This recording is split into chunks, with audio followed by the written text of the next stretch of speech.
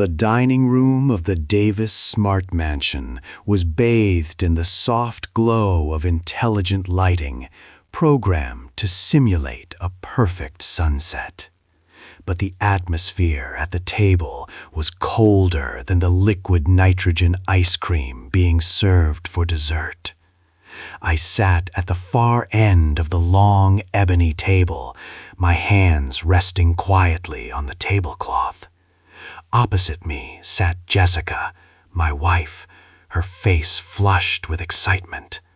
Next to her was a stranger. A man with slicked-backed hair, wearing a Versace shirt unbuttoned to reveal his chest, exuding the scent of expensive cologne that clashed violently with the aroma of the food. "This is Leo," Jessica announced, placing her hand on his arm. "He is my distant cousin from Europe.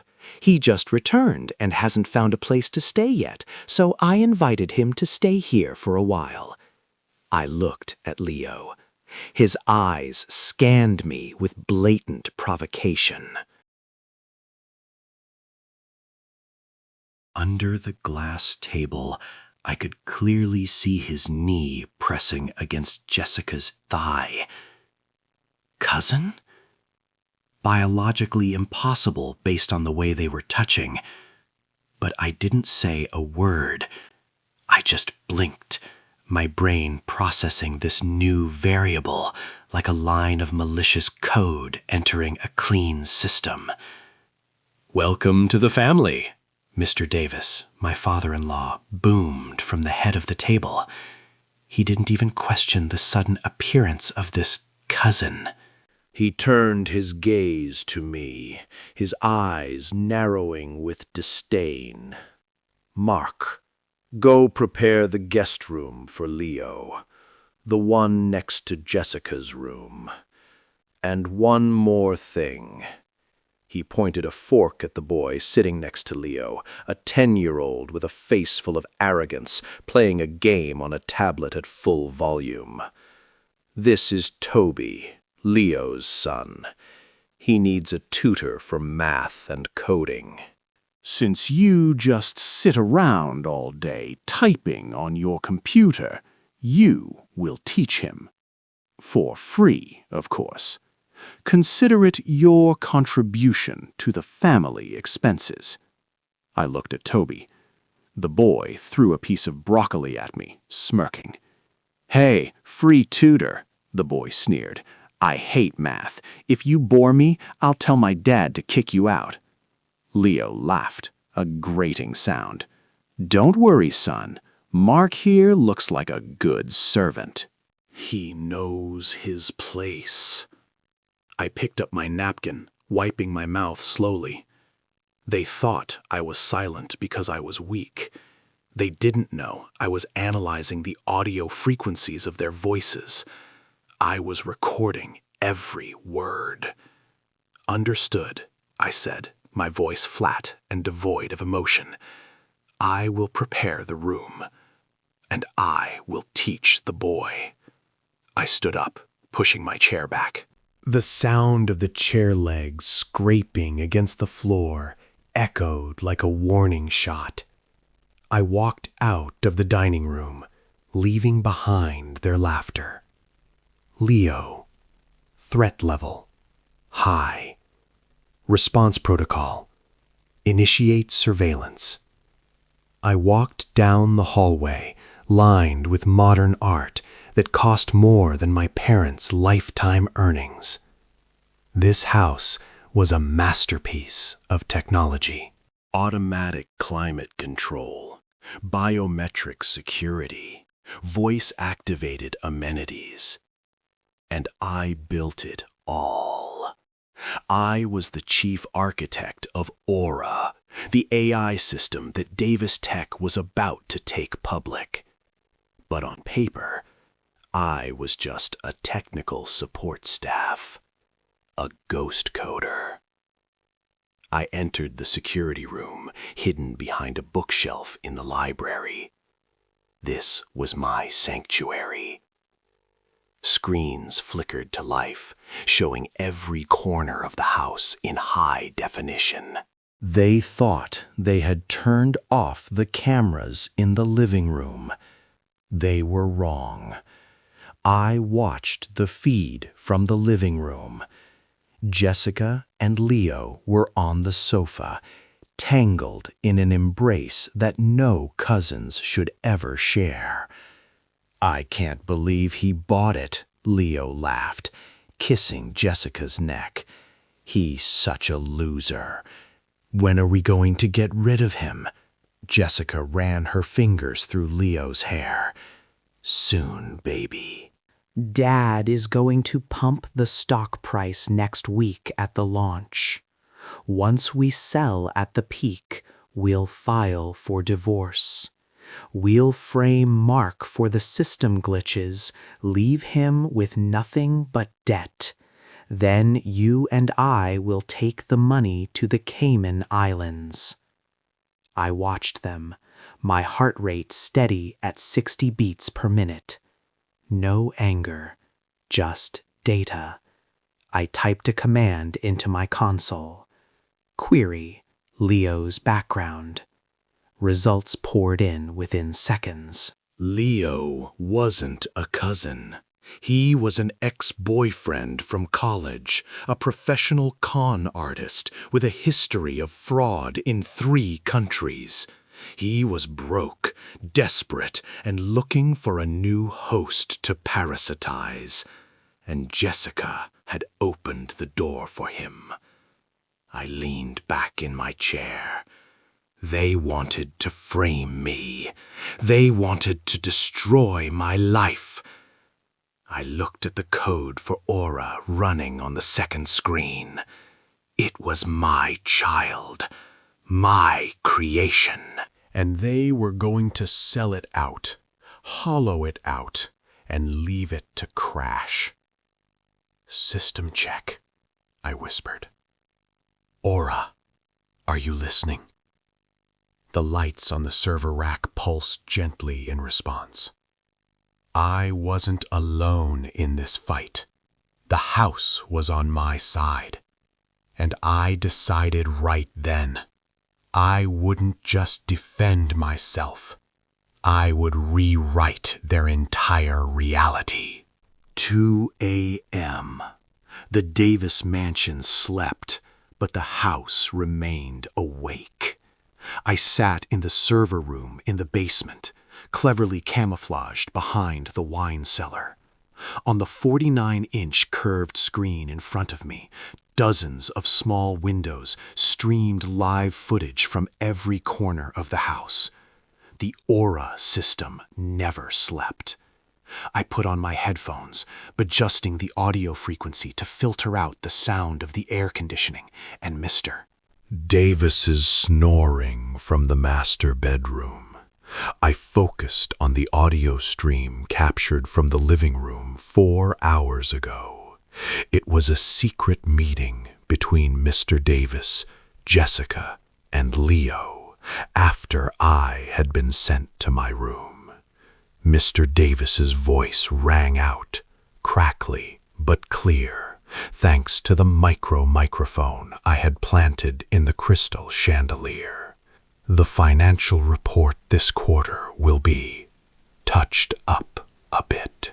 We will inflate the actual user count of Aura by 10 times. When the stock hits its peak next week, right after the version 2.0 launch, I will dump 40% of my holdings. Jessica's giggling cut in. And then we will announce that the system errors are due to the negligence of the technical team. Specifically, Mark. He is the home system manager. All access logs have his name. We will blame everything on him, divorce him, and kick him to the curb with a massive debt for causing asset loss to the company. Leo spoke up, his voice slurred and full of smugness. "Baby, you are so cruel. But I like it. That nerd will never understand what happened. He only knows how to bury his face in the screen and type meaningless lines of code. I took off the headphones, placing them gently on the desk. Meaningless. The lines of code they despised were the tangled strings tightening around their necks without them knowing. I opened a terminal window, a black screen with green text running vertically like a matrix. They wanted to blame me for system errors? Fine. I would give them a real error, but not a bug, a feature. I began coding the Icarus Protocol. In Greek mythology, Icarus flew too close to the sun, and his wax wings melted. The Davis family was the same. They were flying to the peak of greed, and I would be the one to turn up the heat of the sun. This protocol would silently record every illegal money transfer command, every financial report modification, and automatically send a copy to an anonymous server located in Switzerland. At the same time, I inserted a backdoor code into the Aura 2.0 update that Mr. Davis planned to announce. It would allow me to take control of the entire presentation system of the launch ceremony with just one button on my phone. The next day, I was sitting at the dining table in the kitchen, pretending to focus on correcting math homework for Toby, Leo's son. This 10-year-old boy was a perfect copy of his father, rude, lazy, and meddlesome. "Hey, teacher," he jerked his chin, kicking my chair. "My dad says you're a computer genius." Why don't you hack a game for me? I want full gold and diamonds in this game. I looked at him, smiling kindly. I don't hack games, Toby. I just fix bugs. He pouted, throwing his pencil on the floor. Boring. Mommy Jessica says you're about to be fired. She said after you leave, your room will be my gaming room. I picked up the pencil, placing it neatly back in front of him. "Is that so? Then you'll have to wait and see." Suddenly, my phone notified me of a message from the security system. Warning, unauthorized attempt to access personal computer in the study. I glanced at the camera feed on my phone. It was Leo. He was in my office, where I was allowed to use a small corner to work. He was plugging a USB drive into my laptop. He wanted to install spyware or steal some data to fabricate evidence against me. I had anticipated this. That computer was just a honeypot, a trap. The data inside was completely fake. I let him proceed. On the camera screen, I saw Leo smirk triumphantly when the data copy bar reached 100%. He pulled the USB out, stuffed it into his pocket, and sneaked out. He didn't know that the moment that USB was plugged in, a tracking malware had automatically installed itself back onto his USB. Now, any computer he plugged that USB into, Jessica's computer, Mr. Davis's computer, would become my eyes and ears. I turned back to Toby. "Homework is done," I said. "You can go play." The boy jumped up without a word of thanks and ran straight to the living room. I watched him go, feeling a twinge of pity. He was being raised to become the next monster. But perhaps the upcoming lesson for this family would teach him something about humility. 3 days before the launch event, The tension in the house escalated to the extreme. Mr. Davis constantly shouted over the phone at the PR department, demanding everything be perfect. Jessica shuttled like a loom between spas and fashion boutiques, preparing for her glamorous appearance. Leo began to reveal the true nature of a man drunk on virtual power. That night, he got wasted. He blocked my path in the second-floor hallway as I was getting water. The smell of strong liquor wafted into my face. He grabbed the collar of my old t-shirt, pinning me against the wall. "You know what, Mark?" he slurred, his cloudy eyes staring at me. "I always wondered, why did Jessica marry a loser like you? You have nothing. No muscles, no money, not even a voice. You're like a cleaning robot in this house." He patted my cheek, a light pat, but full of humiliation. I stood still, arms hanging down, my muscles tensed under my shirt. I had a black belt in karate, something Jessica never cared to know. Just one strike to the throat, and he would drop right there. But I didn't do it. I looked straight into his eyes, the eye of the security camera right on the ceiling, recording every action, every word.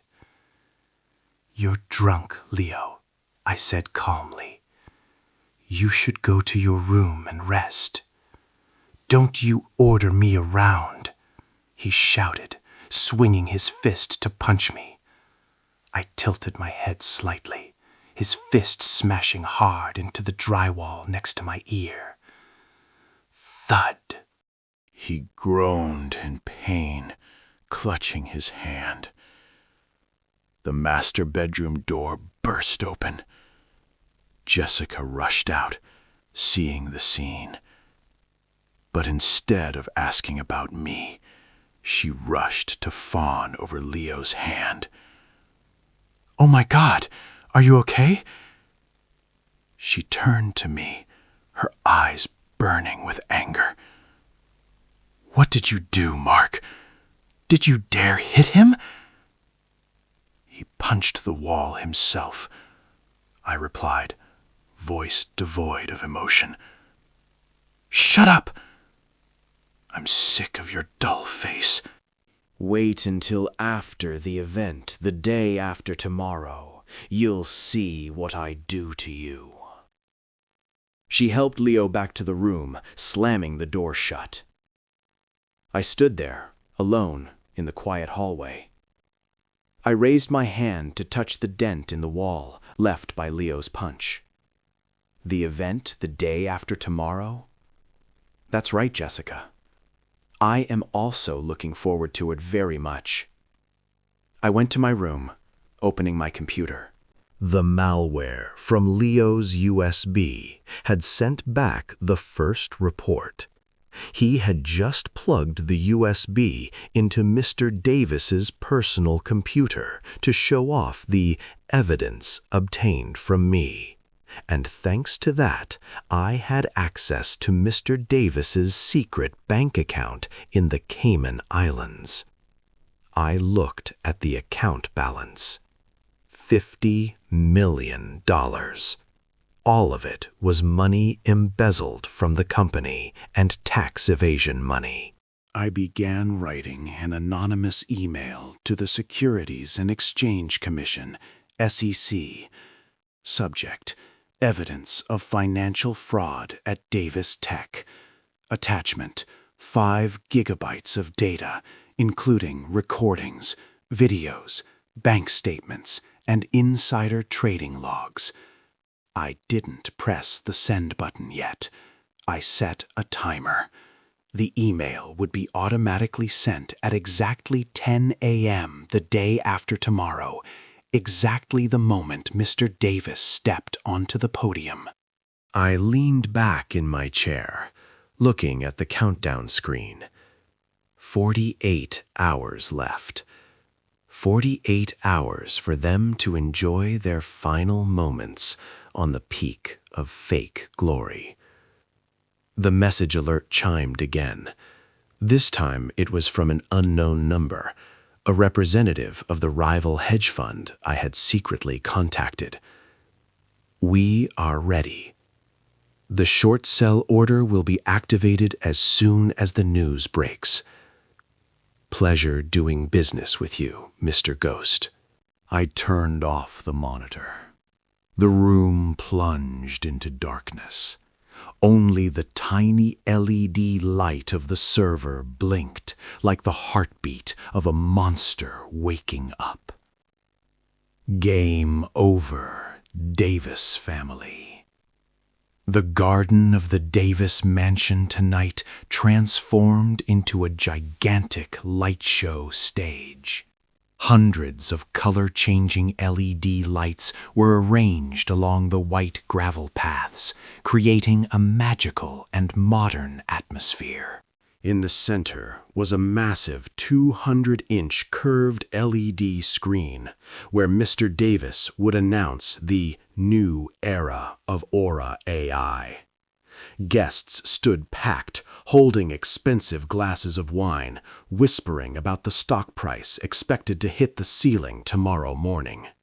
They didn't know that the true value of that stock was about to return to zero. I didn't stand in the crowd. I sat in the central control room, located on the top floor of the mansion, with a glass window looking down on the entire garden. In front of me was the smart home control panel with dozens of touch buttons. I looked down like a god looking down at ants arrogantly building castles on the sand. On stage, Mr. Davis walked out in a custom-tailored Armani suit, a confident smile permanently on his lips. Following him were Jessica, gorgeous in a sequined dress, and Leo, who was trying to look like part of the elite. Ladies and gentlemen, Mr. Davis's voice rang out through the high-powered Dolby surround speaker system. Tonight, we are not just launching a software. We are launching a brain. Aura 2.0 will understand you better than you understand yourself. It knows what you want before you even think of it. Applause erupted. I smiled, placing my finger on the enter key on the keyboard. That's right, father-in-law, I whispered. It understands you very well, and it's about to let the whole world know what you want. I pressed the key. Icarus Protocol activated. On stage, Mr. Davis raised his hand toward the big screen. And now, witness the power of Aura. The LED screen flickered once. The Davis Tech logo disappeared. Instead, a video with 4K resolution, sharp to every pore, appeared. The atmosphere in the garden sank. The majestic background music cut off, replaced by the sound of reality recorded clearly. On the screen was the scene of the Davis living room just 3 days ago. The faces of Jessica, Leo, and Mr. Davis appeared clearly, undeniable. Leo's voice rang out, amplified through the high-power speakers, hitting the ears of every guest. Those investors are just sheep. We pump up the virtual value, dump the stocks, and run with the money to Switzerland. And this trash Aura system, just let it crash. The crowd below gasped in shock. Wine glasses fell to the ground, shattering. Mr. Davis stood frozen on stage, his face drained of blood. He turned to look at the screen, mouth stammering but unable to utter a word. The video switched scenes. This time it was Jessica, lounging on the sofa, laughing mockingly. And Mark? Just blame everything on him. He's an idiot. He'll sign whatever I give him. After the divorce, I'll kick his ass to the curb without a penny. Jessica screamed shrilly, rushing toward the technical table at the corner of the stage. "Turn it off! Turn it off now!" But the technician there looked helplessly at the control panel that was locked tight. "I can't do it! The system won't accept commands!" he yelled in panic. Of course it wouldn't accept commands, because the only control was in my hands. But that was just the opening act. The real explosion was starting now. I typed another command line. Batch email send. Down in the garden, a series of phone ringtones rang out simultaneously. Ding, ding, ding. It created a chaotic and terrifying symphony. Investors hurriedly pulled out their phones. An anonymous email from the Ghost had been sent to the inbox of everyone present here and the Securities Commission, SEC. Subject: evidence of financial fraud and money laundering at Davis Group. Attached was 5 gigabytes of data, secret bank statements, insider trading logs, and source code proving Aura 2.0 was just an empty shell. "Oh my God! Sell now! Sell it all!" an investor screamed, face red. "The stock is free-falling!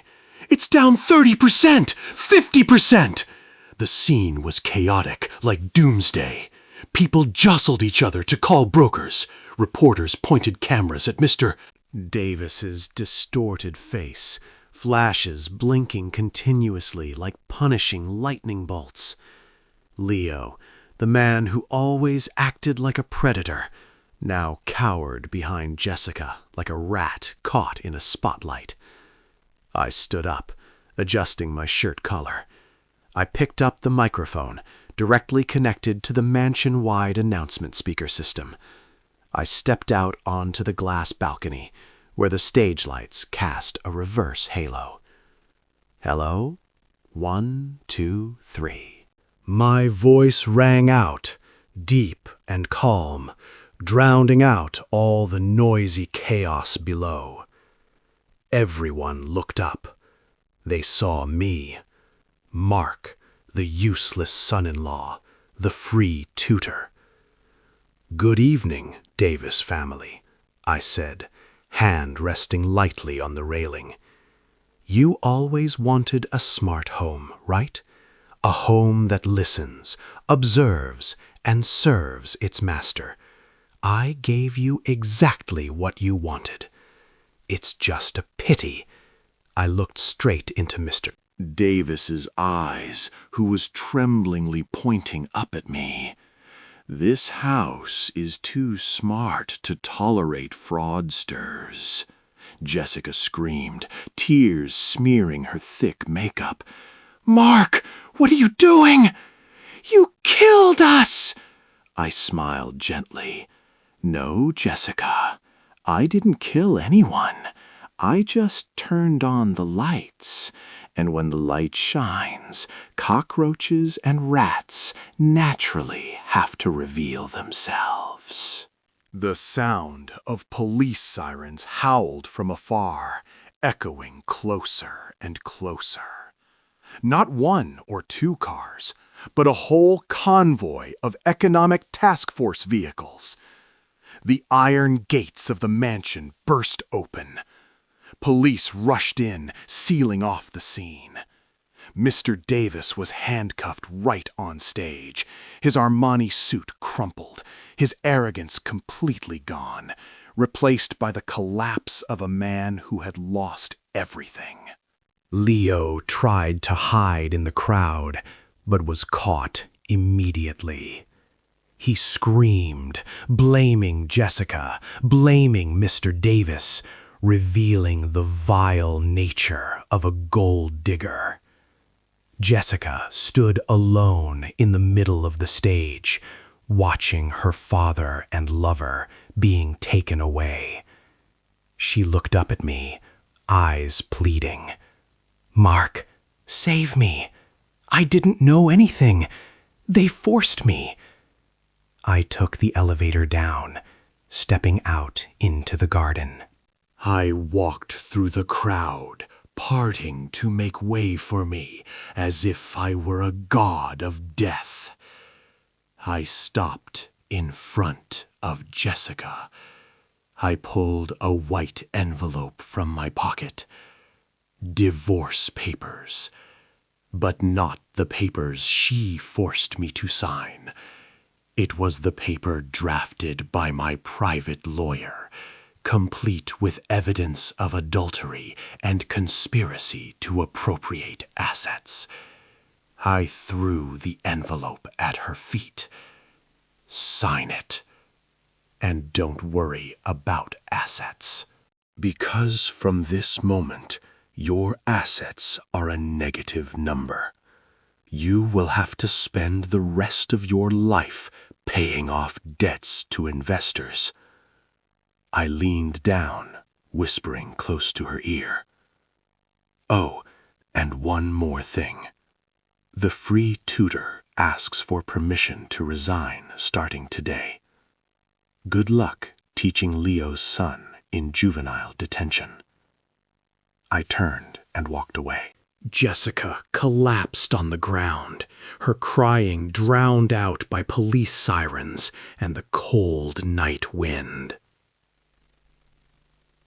I walked out of the mansion gate, where I had lived like a shadow for the past 3 years.